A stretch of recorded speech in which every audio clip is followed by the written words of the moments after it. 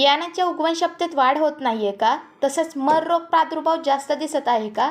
आणि उत्पादनही कमी येत आहे का? तर मग आता चिंता सोडा आणि आजच ॲम्बिशन फर्टिलायझरच्या जर्मिनेटरनी बीज प्रक्रिया करा. आपल्याच ॲम्बिशन फर्टिलायझरचे जर्मिनेटरचा उपयोग केल्यास होणारे फायदे. बियाण्यांच्या उगवणक्षमतेत 20 ते 25% वाढ होते. बियाण्यांचे अंकुर जोमदार पद्धतीने वाढतात. रोपांची वाढ ही रोगमुक्त होते. मुख्य मूळ, दुय्यम मूळ व पांढऱ्या मुळांची भरपूर वाढ होते. पिकांच्या उत्पादनात 15 ते 20% वाढ होते. बियाणे, औषधे यावर होणारा आर्थिक खर्च कमी होऊन भरघोस उत्पन्न मिळते.